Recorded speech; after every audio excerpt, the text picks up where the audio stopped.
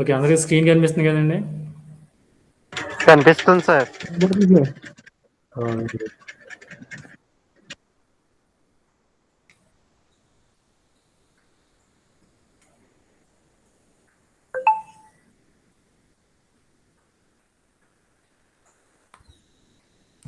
Okay. మనకి గాంధీ యుగంలో మనం అంటే 1920 నుంచి 1947 వరకు భారతదేశంలో గాంధీ యుగం అనేది కొనసాగినప్పుడు భారతదేశంలో కొన్ని ముఖ్యమైన సంఘటనలు జరిగినాయి.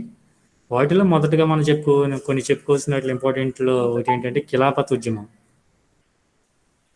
ఖిలాఫత్ ఉద్యమం అంటే ఏంటంటే మొదటి ప్రపంచ యుద్ధంలో బ్రిటన్ ఇస్లామిక్ దేశమైన టర్కీని ఓడించి దానిని భౌగోళికంగా విచ్ఛిన్నం చేయడమే కాకుండా టర్కీ సుల్తాన్లకి ఉన్న ఖలీఫా పదం నుండి తొలగించడమే కాకుండా ఖలీఫా పదం కూడా రద్దు చేసింది. ఈ యొక్క మొదటి ప్రపంచ యుద్ధం అనేది 1914 జూలై 28 నుంచి 1918 నవంబర్ 11 వరకు జరిగింది. ఈ యుద్ధం కేంద్ర రాజ్యాలకును మిత్ర రాజ్యాలకు మధ్య జరిగింది. ఈ యుద్ధంలో కేంద్ర రాజ్యాలు ఏంటంటే జర్మనీ, ఆస్ట్రియా హంగరీ, టర్కీ. మిత్ర రాజ్యాలు ఏంటంటే బ్రిటన్, ఫ్రాన్స్, రష్యా, అమెరికా. ఈ యొక్క మొదటి ప్రపంచ యుద్ధంలో కేంద్ర రాజ్యాలు మిత్ర రాజ్యాల చేతిలో ఓడిపోవడం జరిగిందన్నమాట. 1918 నవంబర్ 11న జర్మనీ మిత్ర రాజ్యాలతో యుద్ధరమణ సంధి చేసుకోవడం వల్ల యుద్ధం అనేది కంప్లీట్ అయిపోయింది.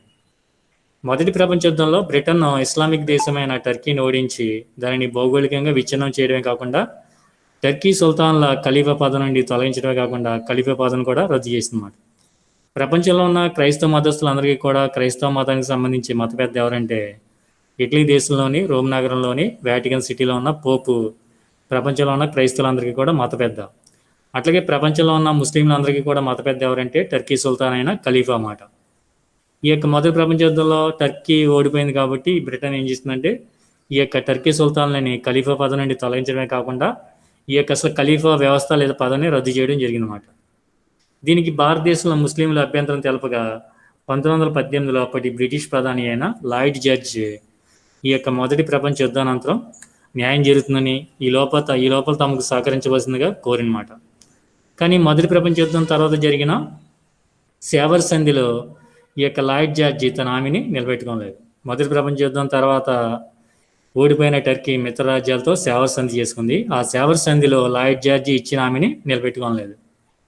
అంతటా భారతదేశంలోని ముస్లింలు ఏం చేశారంటే ఖలీఫా పదవిని పునరుద్ధరించాలని అట్లాగే టర్కీ భౌగోళిక సమగ్రతని పరిరక్షించాలని కోరుతూ సాగించిన ఉద్యమమే ఖిలాఫత్ ఉద్యమం. ఓకేనండి. ఈ యొక్క అలీ సోదరులు ఎవరంటే మహమ్మద్ అలీ, షౌకత్ అలీ, అట్లాగే మౌలానా అబుల్ కలాం ఆజాద్ ఈ ఉద్యమ నాయకులుగా మనం చెప్పొచ్చండి. ఓకే, మన యొక్క ఇమేజెస్ని గమనిస్తే ఖిలాఫత్ ఉద్యమ ఇమేజెస్ అండి ఇవి. ఈ యొక్క ఖిలాఫత్ ఉద్యమ నాయకులు ఎవరు? అలీ సోదరులు. అలీ సోదరులు అంటే వాళ్ళిద్దరు ఎవరంటే మహమ్మద్ అలీ, షౌకత్ అలీ, అట్లాగే మరొక నాయకుడు ఎవరంటే మౌలానా అబుల్ కలాం ఆజాద్. వీళ్ళ ముగ్గురు కూడా ఈ ఉద్యమానికి సంబంధించి ముఖ్యమైన నాయకుల మాట. దీనికి అనుగుణంగా 1919లో అఖిల భారత ఖిలాఫత్ సంస్థ అనేది ఏర్పడమే కాకుండా 1919 అక్టోబర్ 17న ఖిలాఫత్ దినోత్సవం కూడా జరిపారన్నమాట. ఈ యొక్క ఉద్యమాన్ని నిర్వహించడానికి అనుగుణంగా 1919లో ముస్లింలు ఏం చేశారంటే అఖిల భారత ఖిలాఫత్ సంస్థను ఏర్పాటు చేస్తున్నారు. అట్లాగే 1919 అక్టోబర్ 17న ఖిలాఫత్ దినోత్సవాన్ని జరిపారన్నమాట. హిందూ ముస్లింలని సమైక్యపరచడానికి గాంధీ ఉద్యమానికి ఆయన సపోర్ట్ కూడా ఇవ్వడం జరిగిందన్నమాట. గాంధీజీ 1920లో నిర్వహించిన సహాయ నిరసన ఉద్యమానికి గల కారణాల్లో ఖిలాఫత్ సమస్య కూడా ఒకటి మాట. మనం ఇంతకుముందు క్లాస్లో చెప్పుకున్నాం గాంధీజీ గారి గురించి. గాంధీజీ గారు 1920లో సహాయ నిరసన ఉద్యమాన్ని స్టార్ట్ చేసి 1922 వరకు నిర్వహించారన్నమాట. పంజాబ్ ప్రజలకు జరిగిన అన్యాయాన్ని నివృత్తి చేయడానికి, ఖలీఫా పదవిని పునరుద్ధరించడానికి భారత జాతీయ కాంగ్రెస్ ప్లస్ ముస్లిం లీగ్ ఆధ్వర్యంలో నిర్వహించబడిన ఉద్యమమే ఈ యొక్క సహాయ నిరసన ఉద్యమం అన్నమాట. అంటే ఈ యొక్క పంజాబ్ ప్రజలకు జరిగిన అన్యాయం అంటే ఏంటంటే జలియన్ వాలాబాగ్ విషాదంతం, అట్లాగే ఖలీఫా పదవిని పునరుద్ధరించడానికి గాంధీ గారు ఈ యొక్క సహాయ నిరసన ఉద్యమాన్ని నిర్వహించారు. ఈ సహాయ నిరసన ఉద్యమాన్ని నిర్వహించడంలో ఒక కారణంగా మనం ఈ యొక్క ఖిలాఫత్ సమస్యను కూడా చెప్పొచ్చు అన్నమాట. కానీ బ్రిటిష్ వారు మాత్రం ఈ యొక్క ఖలీఫా పదవిని పునరుద్ధరించలేదు, మనం ఎంతమంది చెప్పుకున్నట్టు. సో ఈ విధంగా ఖిలాఫత్ ఉద్యమం అనేది భారత జాతీయ ఉద్యమంలో ఒక ముఖ్యమైన ఉద్యమంగా, ఒక ముఖ్యమైన సంఘటనగా మనం చెప్పొచ్చు. అట్లాగే భారత జాతీయ ఉద్యమంలో ఇక గాంధీ యుగం లేదా గాంధీ శకం అనేది జరుగుతుండగా మరొక ముఖ్యమైన సంఘటన భారతదేశంలో జరిగింది. అదే సైమన్ కమిషన్. ఈ యొక్క సైమన్ కమిషన్ చూడండి అందరూ కూడా. ఈ యొక్క ఇమేజ్లో కనిపిస్తున్న వ్యక్తి సైమన్. ఈ యొక్క కమిషన్కి సర్ జాన్ సైమన్ అనేవాడు అధ్యక్షుడు అన్నమాట. అందువల్లనే ఇతని పేరు మీదుగా ఈ కమిషన్ని సైమన్ కమిషన్ అని, సర్ జాన్ సైమన్ అన్నమాట ఈ యొక్క కమిషన్కి చైర్మన్. ఈ కమిషన్లో చైర్మన్ ప్లస్ 6 సభ్యులు, మొత్తం 7 అందరూ కూడా బ్రిటిష్ వాళ్ళే అన్నమాట. భారతీయులు ఎవరికి కూడా దీంట్లో ప్రాతినిధ్యం కానీ మెంబర్షిప్ కానీ ఇవ్వలేదు, సభ్యత్వం కానీ ఇవ్వలేదు. అందువల్ల ఈ యొక్క సైమన్ కమిషన్ వ్యతిరేకంగా భారతదేశంలో నిరసన ప్రదర్శనలు జరిగినాయన్నమాట. సైమన్ గో బ్యాక్ అని మనం గమనిస్తే బ్రిటిష్ ప్రభుత్వం 1919లో ప్రవేశపెట్టిన మాంటైన్ చేమ్స్ఫోర్డ్ సంస్కరణ చట్టం యొక్క పనితీరుని పరిశీలించడానికి తగిన సూచనలు ఇవ్వడానికి నియమించబడిన కమిషన్నే సైమన్ కమిషన్. బ్రిటిష్ ప్రభుత్వం 1919లో ప్రవేశపెట్టిన మాంటైన్ చేమ్స్ఫోర్డ్ సంస్కరణల చట్టం యొక్క పనితీరుని పరిశీలించడానికి అట్లాగే తగిన సూచన చేయడానికి నియమింపబడిన కమిషనే సైమన్ కమిషన్. ఈ కమిషన్ ఎప్పుడు ఏర్పాటు చేయబడిందండి? 1927లో ఏర్పాటు చేయబడింది. దీనికి అధ్యక్షుడు ఎవరంటే సర్ జాన్ సైమన్ ప్లస్ 6 సభ్యులు. మొత్తం చైర్మన్ లేదా అధ్యక్షుడితో కలిపి 7 సభ్యులు ఉన్నారు. ఈ యొక్క 7 కూడా భారతీయులే అన్నమాట. ఈ 7 కూడా ఆంగ్లేయులు అవడం వలన 1928 ఫిబ్రవరి 3వ తేదీన సైమన్ కమిషన్ బొంబాయికి వచ్చినప్పుడు భారత జాతీయ కాంగ్రెస్ దీనికి వ్యతిరేకంగా సైమన్ వెనక్కి పో, సైమన్ గో బ్యాక్ అనే నినాదాలతో నల్ల జెండా ప్రదర్శనతో నిరసన తెలిపినమాట. ఇందువల్ల ఈ యొక్క సైమన్ కమిషన్ నియమించారు, బాగానే ఉంది. కానీ దీంట్లో 7 కూడా బ్రిటిష్ వాళ్ళే, భారతీయులు ఎవరికి కూడా దీంట్లో సభ్యత్వం కానీ ప్రాతినిధ్యం కానీ అవ్వలేదు. అందువల్ల భారతీయులు అసంతృప్తి చెంది ఈ సైమన్ కమిషన్ ఎక్కడికి వచ్చినా కూడా నల్ల జెండాల ప్రదర్శనతో నిరసన తెలిపారన్నమాట. ఆ నల్ల జెండాల మీద ఏమని రాశారండి? సైమన్ గో బ్యాక్, సైమన్ వెనక్కి పో అనే నినాదాలతో నిరసన తెలపడం జరిగిందన్నమాట. అట్లాగే బొంబాయి అనే కదా ఎక్కడికి వెళ్ళినా కూడా ఈ కమిషన్, భారతదేశంలో ఎక్కడికి వెళ్ళినా కూడా ఈ కమిషన్ అనేది వ్యతిరేకతను ఎదుర్కొందన్నమాట. ఈ కమిషన్ భారతదేశం ఎక్కడికి వెళ్ళినా కూడా వ్యతిరేకతని ఎదుర్కొంది. పంజాబ్కి ఈ యొక్క సైమన్ కమిషన్ వచ్చినప్పుడు జరిగిన వ్యతిరేక ప్రదర్శన సందర్భంలో దీనికి నాయకత్వం వహించిన మరియు పంజాబ్ కేసరిగా పేరు పొందిన లాలా లజపత్ రాయ్ని అచ్చటి పోలీస్ అధికారి అయిన సాండర్స్ జరిపిన లాఠీ చార్జీలో ఈ యొక్క లాలా లజపత్ రాయ్ గాయాల పాలు కావడం, తర్వాత కొన్ని నెలల క్రితం చనిపోవడం కూడా జరిగిందన్నమాట.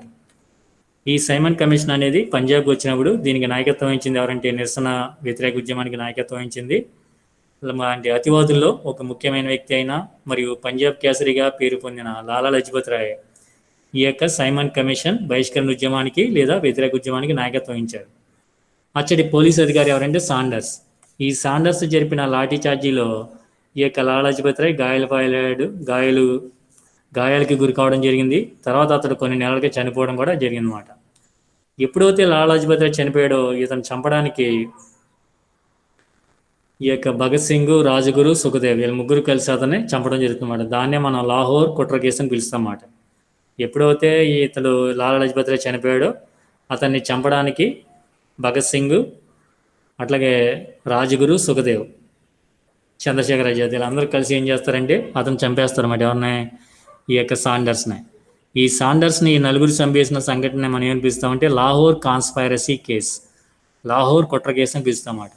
ఈ యొక్క లాహోర్ కుట్ర కేసులో భాగంగా వీళ్ళని ఎప్పుడు అరెస్ట్ చేద్దామని చూస్తుంటే ఒకసారి కావాలనే వీళ్ళు అరెస్ట్ అయిపోతారు. కానీ చంద్రశేఖర్ ఆజాద్ తప్పించుకుని వెళ్ళిపోవడం, తర్వాత అతన్ని ఆల్ఫ్రెడ్ పార్క్లో కాల్చి చంపేయడం కూడా జరుగుతుందన్నమాట. అట్లాగే మద్రాసులో యొక్క సైమన్ కమిషన్ బహిష్కరణ వ్యతిరేక ఉద్యమాన్ని నాయకత్వం వహించింది ఎవరంటే టంగుటూరి ప్రకాశ్ సింగ్ పంతులు. ఈయన నాయకత్వంలో సైమన్ కమిషన్ బహిష్కరణ ఉద్యమం జరిగింది. ఈ సందర్భంలో జరిగిన కాల్పులో ఒక వ్యక్తి చనిపోతాడనమాట. పార్థసారథి అనే ఒక వ్యక్తి చనిపోతాడు. చనిపోతే అతను చూస్తానికి బ్రిటిష్ సైనికులు ముందరికి ఎవరిని వెళ్ళనవరమాట. ఇట్లాంటి సందర్భంలో టంగుటూరి ప్రకాశ్ సింగ్ పంతులు ఏం చేస్తారంటే తన చొక్కా ఇప్పి తన యొక్క భుజాన్ని చూపించి ధైర్యం ఉంటే కాల్చి చంపండి అని తన యొక్క చొక్కా ఇప్పి భుజాన్ని చూపిస్తారన్నమాట. తన యొక్క ఛాతీని చూపిస్తారన్నమాట. ఏంటి తన యొక్క షర్ట్ ఇప్పేసి దమ్ముంటే కాల్చండి అని తన యొక్క ఛాతీని చూపిస్తారన్నమాట. ఈ విధంగా ధైర్యాన్ని ప్రదర్శించడం వల్ల టంగుటూరి ప్రకాశ్ సింగ్ పంతులు అప్పటి నుంచి ఆంధ్ర కేసరిగా పేరు పొందడం జరిగింది. మనం గుర్తుపెట్టుకోవాల్సింది ఏంటంటే పంజాబ్ కేసరి అంటే లాలా లజపత్ రాయ్, ఆంధ్ర కేసరి అంటే టంగుటూరి ప్రకాశ్ సింగ్ పంతులు. ఏది ఏమైనప్పటికీ ఈ కమిషన్ తన నివేదికనే బ్రిటిష్ ప్రభుత్వానికి సమర్పించిందన్నమాట. ఎట్లాంటి వ్యతిరేకతలు, ఎట్లాంటి నిరసనలు జరిగినప్పటికీ ఈ యొక్క సైమన్ కమిషన్ తనకి నివేదికని మొత్తానికి సబ్మిట్ చేయడం జరిగింది. నెక్స్ట్ రౌండ్ టేబుల్ సమావేశాలు. రౌండ్ టేబుల్ సమావేశాలు అంటే ఏంటంటే మన తెలుగులో చెప్పాలంటే గుండ్రటి బలాల సమావేశాలు. రౌండ్ అంటే గుండ్రం కదండి, టేబుల్ అంటే బల అనమాట. గుండ్రటి బలాల సమావేశాల యొక్క ఇమేజెస్ చూడండి. బ్రిటన్లో 1930 నుంచి 32 వరకు ఈ యొక్క 3 రౌండ్ టేబుల్ సమావేశాలు జరిగినాయి. ఎందువల్ల జరిగినాయి, వాటి కథ ఏంటి విషయం ఏంటి చూద్దాం.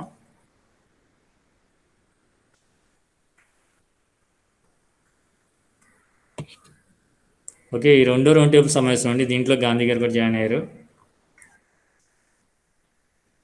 అసలు అది రౌండ్ టేబుల్ సమావేశాలు ఎందువల్ల జరిగినాయి అంటే మనం గమనిస్తే 1930లో ఈ యొక్క శాసనోల్లంఘన ఉద్యమం లేదా ఉప్పు సత్యాగ్రహం లేదా దండి సత్యాగ్రహం కొనసాగుతున్న సమయంలోనే Sir Tej Bahadur Sapru, M R Jayakar British ప్రభుత్వానికి కాంగ్రెస్కు మధ్య రాజీ కుదిర్చే ప్రయత్నం చేశారు. కానీ అది సఫలం కాలేదన్నమాట. ఫలితంగా 1930 నవంబర్ 12న ఈ యొక్క లండన్లో జరిగిన మొదటి రౌండ్ టేబుల్ సమావేశానికి కాంగ్రెస్ తరపున ఎవరూ హాజరు కాలేదు. ఈ యొక్క మొదటి రౌండ్ టేబుల్ సమావేశం అనేది లండన్లో 1930 నవంబర్ 12న స్టార్ట్ అయింది. 1931 జనవరి 19 వరకు కొనసాగింది.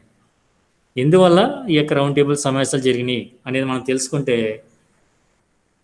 సైమన్ కమిషన్ యొక్క నివేదికని పరిశీలించడానికి, దాని గురించి చర్చించడానికి, అవసరమైన తగు సూచనలు సలహాలు ఇవ్వడానికి ఈ యొక్క రౌండ్ టేబుల్ సమావేశాలని నిర్వహించారు. కానీ మొదటి రౌండ్ టేబుల్ సమావేశానికి సర్ దేశ్ బహదూర్, ఎంఆర్ జైకర్ బ్రిటిష్ ప్రభుత్వానికి కాంగ్రెస్కి మధ్య రాజీ కుదిర్చే ప్రయత్నం చేశారు, కానీ అది సఫలం కాలేదు. అందువల్ల మొదటి రౌండ్ టేబుల్ సమావేశానికి భారత జాతీయ కాంగ్రెస్ నాయకులు ఎవరు కూడా హాజరు కాలేదు. అందువల్ల ఈ సమావేశం అనేది సక్సెస్ కాలేదన్నమాట. అది సఫలీకృతం కాలేదు, ఫెయిల్యూర్ అయింది.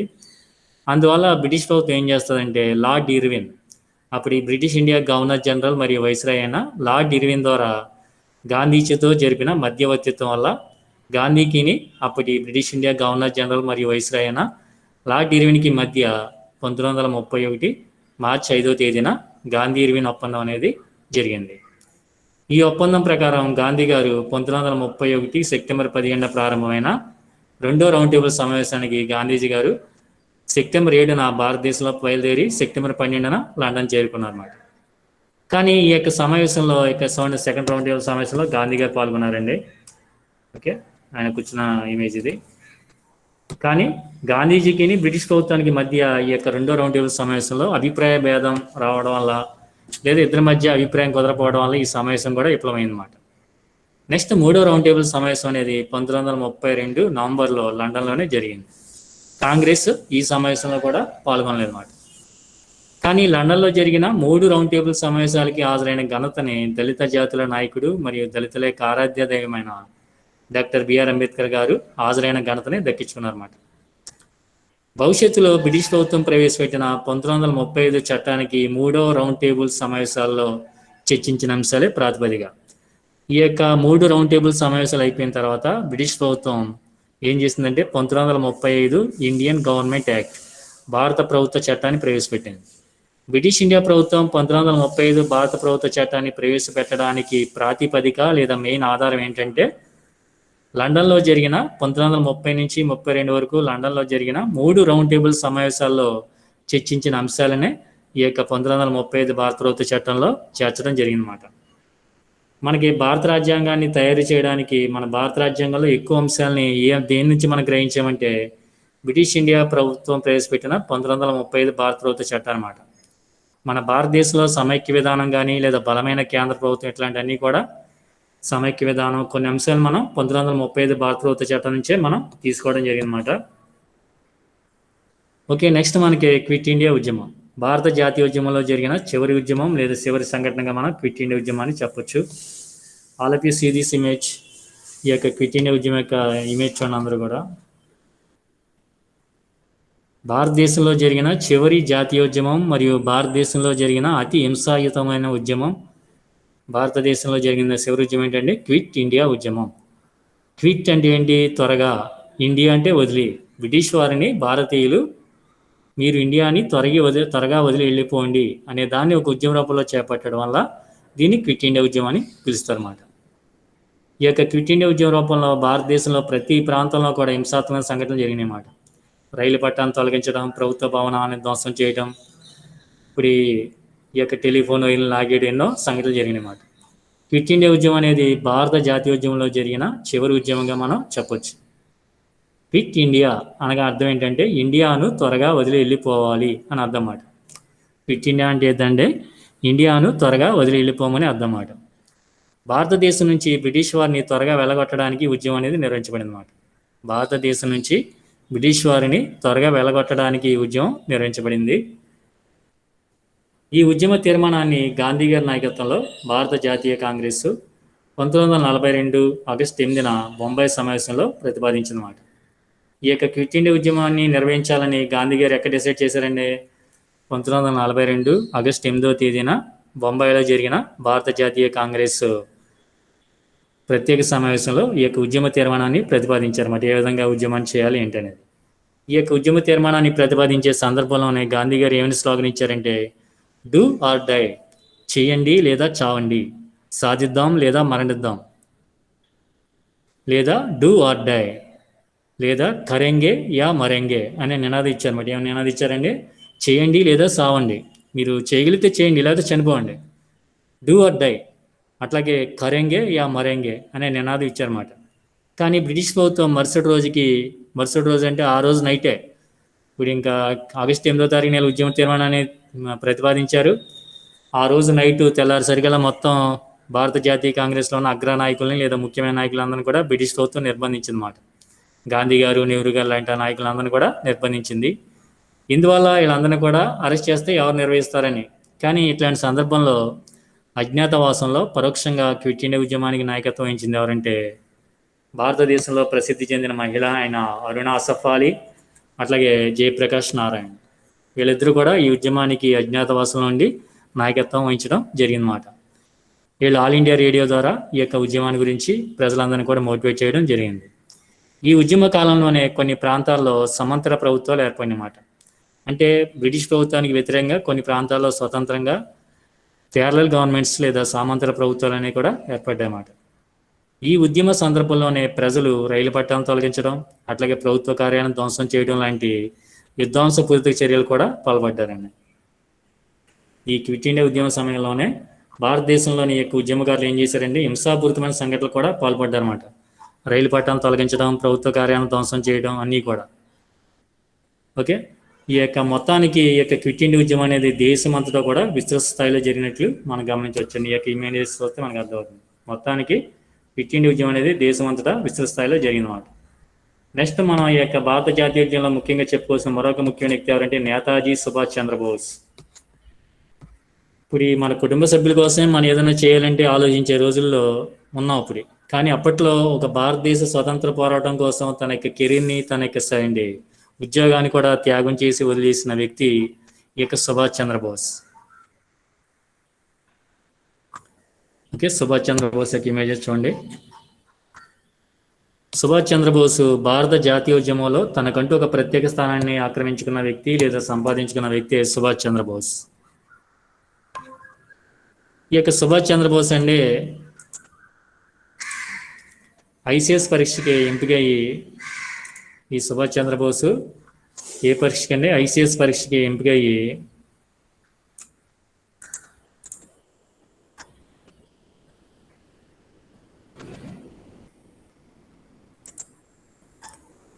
సుభాష్ చంద్రబోస్ ఐసిఎస్ పరీక్షకి ఎంపికయ్యారండి.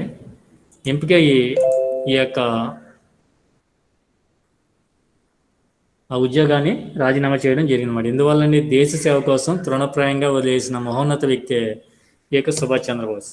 ఐసిఎస్ అంటే మన ఈ రోజుల్లో కలెక్టర్, ఎస్పీ ఇట్లాంటి ఉద్యోగాలు అండి. అట్లాంటి ఉద్యోగాలు ఎవరైనా వదులుకుంటారంటే ప్రభుత్వ ఉద్యోగం కనీసం అటెండ్ వచ్చినా చాలా కొన్ని రోజుల్లో ఇప్పుడు అనుకుంటున్నాం. అప్పట్లోనే మరి ఇప్పుడు ఎంత టైట్గా ఉందండి, అప్పట్లో ఇంకెంత టైట్గా ఉంటుందండి. ఎంత కష్టం అసలు. ఇండియన్ సివిల్ సర్వీస్ ఎగ్జామ్ అంటే లండన్ వెళ్ళి రాయాలి, ఇండియాలో కూడా నిర్వహించేవారు కాదు. ఓకే, నెక్స్ట్ ఈయన 1938లో జరిగిన భారత జాతీయ కాంగ్రెస్ హరిపూర్ సమావేశానికి, అట్లాగే 1939లో జరిగిన భారత జాతీయ కాంగ్రెస్ త్రిపుర సమావేశాలకి అధ్యక్షత కూడా వహించారన్నమాట. భారత జాతీయ కాంగ్రెస్ అనేది 1885లో స్థాపించబడింది. అప్పటి నుంచి భారత జాతీయ కాంగ్రెస్ ప్రతి సంవత్సరం కూడా డిసెంబర్ నెలలో సుమారుగా వార్షిక సమావేశం నిర్వహించేది. ఈ యొక్క 1939లో జరిగిన భారత జాతీయ కాంగ్రెస్ అధ్యక్ష పీఠానికి జరిగిన ఎన్నికల్లో గాంధీజీ గారు బలపరిచిన భోగరాజు పట్టాభి సీతారామయ్య ఈ యొక్క సుభాష్ చంద్రబోస్ ఓడించి తన సామర్థ్యాన్ని నిరూపించుకున్నాడు అనమాట. గాంధీ గారు పట్టాభి సీతారామన్ని బలపరిచినప్పుడు లేదా నిలబెట్టినప్పుడు ఏం చెప్పారంటే, పట్టాభి ఓటమి నా ఓటమి అని చెప్పారన్నమాట. అంటే ఏంటి, గాంధీ గారు అంత ప్రెస్టేజ్గా తీసుకున్నారు. కానీ అట్లాంటి గాంధీ గారు సపోర్ట్ ఉన్న పట్టాభి సీతారామయ్య గారిని ఈ యొక్క సుభాష్ చంద్రబోస్ గారు ఓడించారంటే ఆయనలో ఉన్న పట్టుదలని, ఆయనలో ఉన్న సామర్థ్యాన్ని మనం అర్థం చేసుకోవచ్చు. కానీ గాంధీజీ గారు ఈ యొక్క భారత జాతీయ కాంగ్రెస్లో ఎమ్మెల్యేక ఉండలేక ఏం చేశారంటే 1939లో కాంగ్రెస్ నుంచి లేదా భారత జాతీయ కాంగ్రెస్ నుంచి బయటకు వచ్చి ఒక పార్టీని స్థాపించారు. ఆ పార్టీ పేరే ఫార్వర్డ్ బ్లాక్. ఈయన 1939లో కాంగ్రెస్ నుంచి బయటకు వచ్చి ఫార్వర్డ్ బ్లాక్ అనే పార్టీని స్థాపించారన్నమాట. అట్లాగే 1939 సెప్టెంబర్ 1న ప్రారంభమై 1945 సెప్టెంబర్ 2న జపాన్ లొంగిపోయే వరకు జరిగిన రెండో ప్రపంచ యుద్ధ సమయంలో కూడా సుభాష్ చంద్రబోస్ గారు ఇండియన్ నేషనల్ ఆర్మీ ద్వారా భారతదేశ ప్రజల్ని గొప్పగా ఉత్తేజపరిచిన వ్యక్తి ఈ యొక్క సుభాష్ చంద్రబోస్. ఈ రెండో ప్రపంచ యుద్ధ సమయంలో ఈయన ఇండియన్ నేషనల్ ఆర్మీ లేదా ఆజాద్ హింద్ ఫౌజ్ అనే సంస్థను ఏర్పాటు చేసి ఈ సంస్థ ద్వారా జై హింద్ చలో ఢిల్లీ అనే నినాదాలు ఇచ్చి భారత ప్రజలందరినీ కూడా ఎంతో గొప్పగా ఉత్తేజపరిచిన వ్యక్తే సుభాష్ చంద్రబోస్. ఇతడు భారతదేశాన్ని దాస్య శృంఖలాల నుండి విముక్తి చేయడానికి గొప్పగా కృషి చేసిన వ్యక్తే మనం సుభాష్ చంద్రబోస్ని చెప్పుకోవచ్చు. చివరికి దురదృష్టశాత్తు 1945 ఆగస్టులో విమాన ప్రమాదంలో సుభాష్ చంద్రబోస్ గారు చనిపోవడం జరిగిందన్నమాట. ఈ యొక్క సుభాష్ చంద్రబోస్ గారు తన యొక్క ఉద్యమ నిర్వహణ వల్ల, తన యొక్క సామర్థ్యం వల్ల నేతాజీగా ప్రసిద్ధిగాంచారన్నమాట. మనం నేతాజీ సుభాష్ చంద్రబోస్ అని పిలుస్తామన్నమాట. ఓకే, ఇమేజ్లో కనిపిస్తున్న వ్యక్తి సుభాష్ చంద్రబోస్. ఈ యొక్క గాంధీజీ గారు ఏర్పాటు చేసిన ఆజాద్ హింద్ ఫౌజ్కి సంబంధించి మహిళల విభాగం కూడా ఉండేది. దీంట్లో ఉన్న సైనికులు వీళ్ళందరూ అండి, మహిళా సైనికులు, పురుష సైనికులు అందరూ ఉన్నారు. సుభాష్ చంద్రబోస్ విమాన ప్రమాదంలో మరణించినట్లు జపాన్ రేడియో కూడా ప్రకటించింది. కొంతకాలం దీని మీద వివాదం కూడా కొనసాగింది. అంటే సుభాష్ చంద్రబోస్ గారు ఉన్నారా లేదా అనే విషయం మీద కొంతకాలం వివాదం కూడా నడిచింది. ఏది ఏమైనప్పటికీ భారత జాతీయోద్యమంలో ముఖ్యమైన పాత్ర నిర్వహించిన వ్యక్తుల్లో మనం సుభాష్ చంద్రబోస్ను కూడా ప్రథమ స్థానంలో చెప్పుకోవచ్చు. ఎందువల్ల భారతదేశ జాతీయోద్యమానికి ఐసిఎస్ లాంటి ఉన్నతమైన ఉద్యోగాన్ని తృణప్రాయంగా వదిలివేసి భారత జాతీయ కాంగ్రెస్లో 2 సార్లు అధ్యక్ష పదవిని అధిరోహించి ఫార్వర్డ్ బ్లాక్ పార్టీని స్థాపించి, అట్లాగే ఈయన ఈ యొక్క భారత జాతీయ కాంగ్రెస్ కాకుండా బయట నుంచి జపాన్ సపోర్ట్తో రెండో ప్రపంచ యుద్ధంలో బ్రిటన్కి వ్యతిరేకంగా యుద్ధం కూడా చేసి ఈ యొక్క Azad Hind Indian national army లేదా ఆజాద్ హింద్ ఫౌజ్ ద్వారా యుద్ధం కూడా చేసి భారత ప్రజలందరినీ కూడా ఉత్తేజపరిచిన గొప్ప వ్యక్తిగా మనం సుభాష్ చంద్రబోస్ని చెప్పొచ్చండి. ఈ విధంగా మనకి గాంధీ యుగంలో ప్యారలల్గా జరిగిన భారత జాతీయోద్యమంలో ముఖ్యమైన సంఘటనగా మనం ఈ యొక్క ఖిలాఫత్ ఉద్యమాన్ని, అట్లాగే సైమన్ కమిషన్ని చెప్పుకోవచ్చు. అట్లాగే ఈ యొక్క రౌండ్ టేబుల్ సమావేశాన్ని కూడా చెప్పుకోవచ్చు. వీటిలో మనకు కొన్ని 5 మార్క్స్కి వచ్చే అవకాశం కూడా ఉంది. కాబట్టి వీటిని అన్నింటినీ కూడా మనం జాగ్రత్తగా చదవాలండి. ఓకే, దీంట్లో ఎవరికైనా డౌట్స్ ఉన్నాయమ్మా dear students? Anybody have any doubts? ఏమండి, ఎవరికైనా డౌట్స్ ఉన్నాయండి? లేవు సార్. లేవు కదా, ఓకే ఉదయకరణ్. సరే, అలా అయితే మనం రేపటి నుంచి మీకు క్లాస్ ఏ టైం ఉందో ఆ టైం వాళ్ళకి వచ్చేయాలి అందరూ, ప్రతి ఒక్కరు కూడా. సరే. డౌట్స్ ఉన్నాయి కదా, అలా అయితే